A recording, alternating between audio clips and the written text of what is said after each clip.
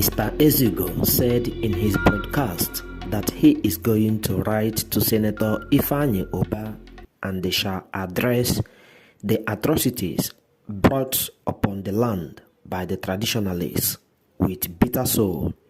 They always sprout violent and they go contrary to the laws of the land. According to Mr. Ezugo, the involved persons are dubious people by nature and they turn the truth upside down. Felt very sad whenever being advised to abstain from immorality and nefarious activities.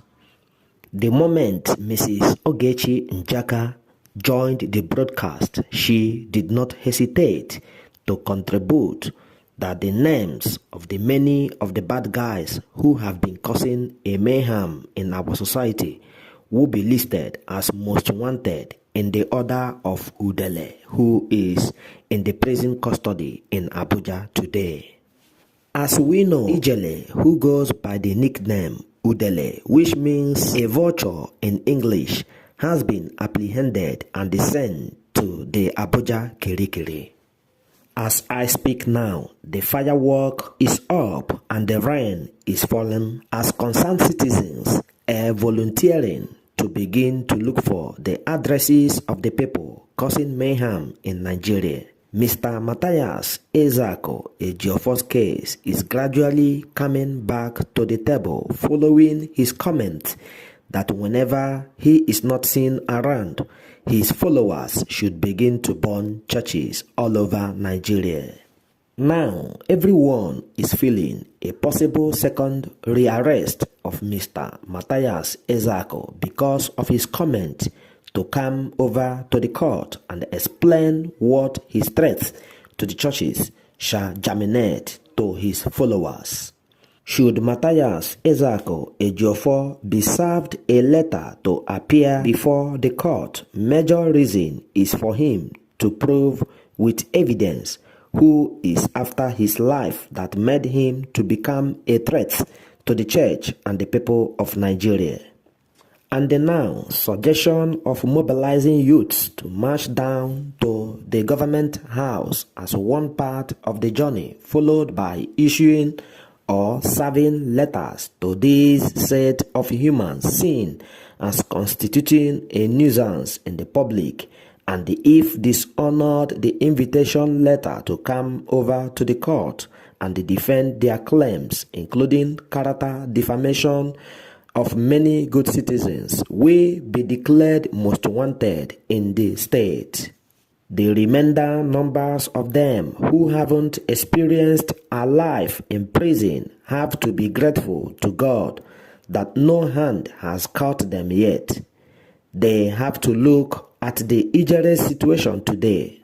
We have gathered information that Ijele, who bears a nickname Udele, which means a vulture in English, has fainted up to 5 times since his detention in prison. Now, what we do not know is whether or not he is faking it so that he can attract a mercy from the prison wardens surrounding him over there. Meanwhile, he has failed to realize that his superintendent never liked his forefather and his father. Therefore, he shouldn't expect anyone there to like him. We also noted a point of correction made by Mrs. Ogechi Njaka to Sowele. According to Mrs. Njaka, she said, and I quote, "Trying to intervene to Ijele'S case may ridicule your reputation after wasting a whole lot of your time to uneasy journey because the hand that kept Ijele in prison is stronger than Ijele. More interesting now is DSS, according to Mrs. Njaka, are very much sad when they came across videos made by Ijele in which he said no DSS personnel shall dare him or stand on the way he said nobody stands, because such a man or woman will immediately be terminated from the duty.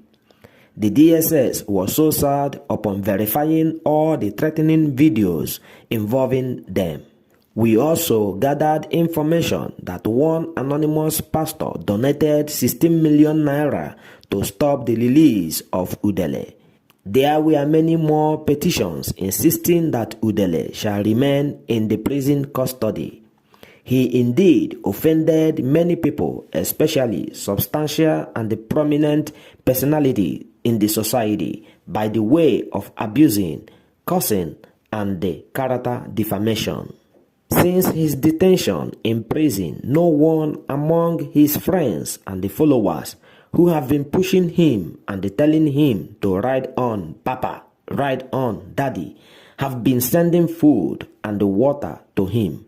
What a difficult situation Ijele put himself into. According to Mrs. Njaka, Udele was only able to hire one charge and bail lawyer, whom his pastor cautioned to come off the case because the lawyer's pastor is equally unhappy with Udele. Ijele has been cursing the lawyer's pastor unknown to the lawyer.